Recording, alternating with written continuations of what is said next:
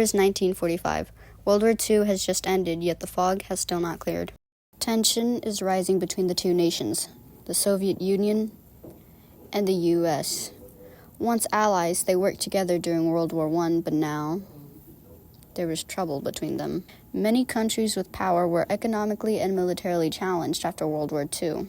Even so, the U.S. and the Soviet Union took place as the world's two leading nations. There was much hope in the two allies. However, they had far too many differences economically, geographically, and different visions for the future, as well as things they stand for.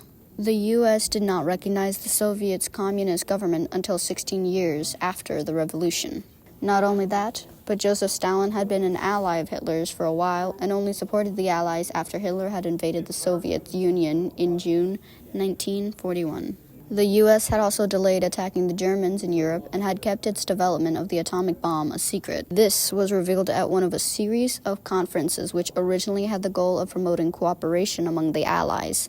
Instead, it had the opposite effect, and thus the two leaders, Joseph Stalin of the Soviet Union and Harry S. Truman, went against each other. At the Yale Conference in January 1945, Stalin had agreed to allow free elections after the war. However, he had backed off from his promise. The Soviet government also began to ban democratic parties in the countries under their control while also arresting non-communist leaders. This was intolerable in the eyes of Truman. Despite having also come out as a nation of enormous economic and military strength, it had suffered many casualties and thus felt justified in dominating Albania, Bulgaria, Czechoslovakia, Hungary, Romania, and Poland. These countries became known as satellite nations.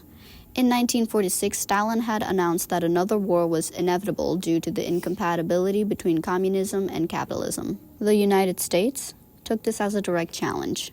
Because of the divide in Europe, Winston Churchill gave a speech that Stalin deemed to be a call to war. The phrase Iron Curtain became what described the division of Europe. An iron curtain has descended across the continent.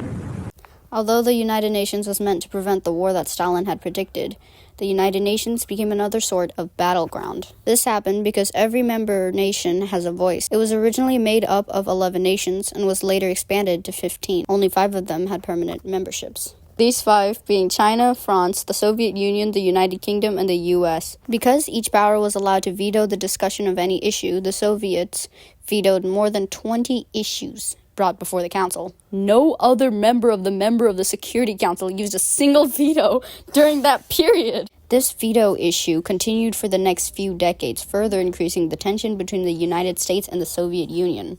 The differences between what the U.S. wanted and what the Soviet Union wanted for Eastern Europe led to the Cold War. This was a war mainly between the U.S. and the Soviet Union, but did not involve either nation confronting each other on the battlefield, at least not directly. Instead, it was a war that dominated global affairs, the U.S. and foreign policy from 1945 until the breakup of the Soviet Union in 1991. Due to the threats from the Soviet Union, American officials decided that they needed to develop a foreign policy. Containment is the name of the policy proposed by George F. Kennan, an American diplomat in Moscow.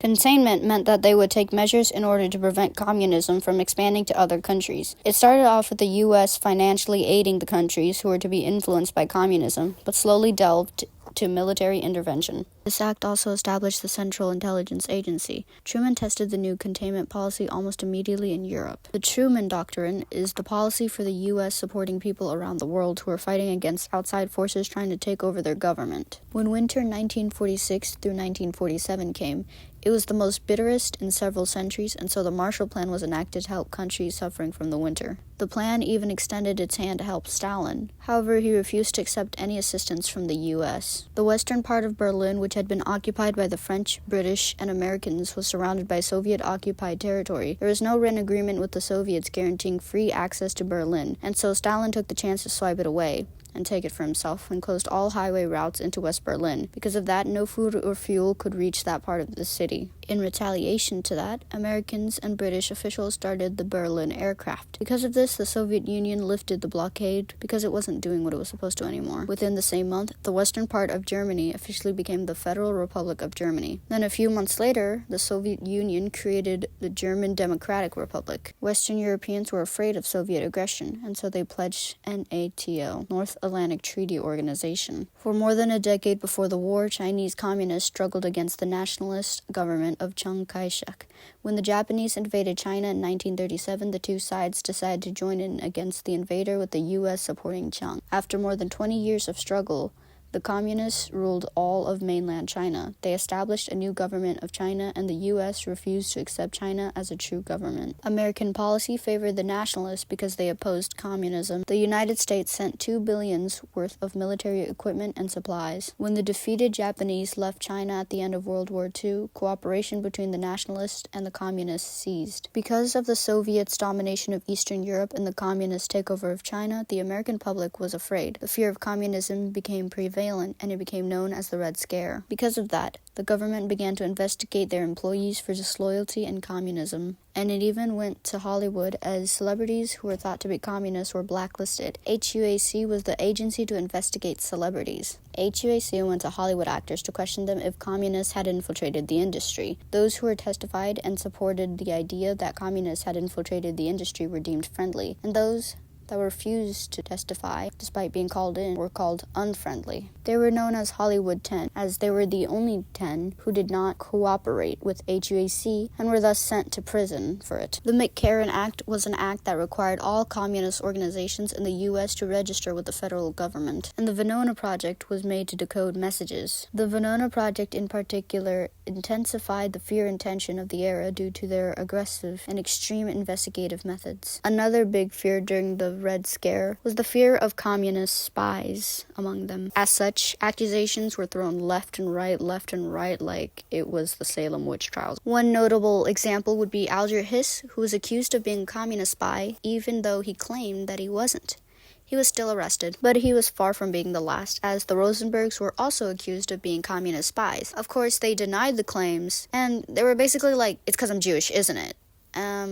They were sentenced to death. They also happened to be the first to be killed. And of course, there was someone who was carrying out actual witch hunts. Joseph McCarthy. He was the most famous anti-communist that launched witch hunts. He was also known for being terrible at his job. When the Soviet Union exploded its first atomic bomb in 1949, President Truman had to make a hand decision if they should develop an even more terrifying weapon, more than the atomic bomb. President Dwight D. Eisenhower worked with the Soviet Union as President Truman became president when the relations with the Soviet Union were in trouble. And Eisenhower vowed to launch a devastating counterstrike to any attack, nuclear or not. Scientists that developed the atomic bomb figured, we can make an even stronger bomb. And they did. They called it the IT bomb. The U.S. and the Soviet Union began an arms race, an international seeking a military advantage over each other. Later on, a policy about keeping the lead in the arms race was focused on, to allow the strategy of massive retaliation. And mutually assured destruction would form a cornerstone of American and Soviet nuclear policy for the next few decades. So now John F. Kennedy's in presidency, and he's like, alright, y'all kind of suck. Why did you guys let communism develop in Cuba? To the Republicans. And then his team was like, yo, we should make a policy called the,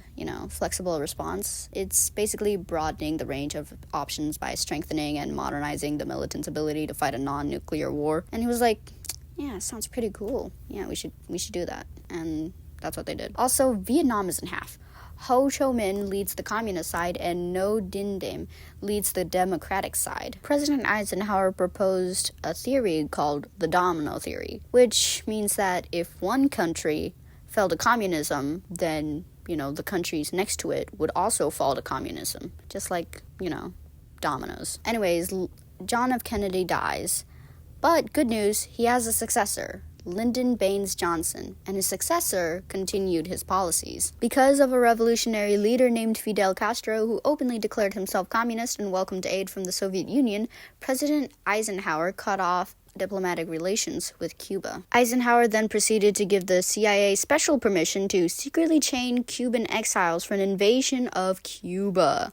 The Bay of Pigs was the name of the mission. Apparently, it blew up in Kennedy's face, because he failed. really bad. Anyways, about the space race. Basically, everyone and their mother wants to be in space first, but Yuri A. Gagarin of the Soviet cosmonauts gets there first. Yay! Not really, not for us.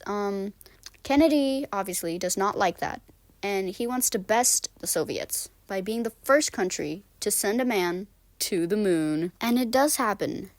Thank you, Neil Armstrong. It's a real shame he died before he could see it happen, though. Richard Nixon became president in 1969, was a detente with the Soviet Union and China and the establishment of the Environmental Protection Agency. Henry Kissinger pioneered the policy of detente with the Soviet Union and later on created the peace accords, which later ended. Nixon's foreign policy was the architect of Nixon's for national security affairs.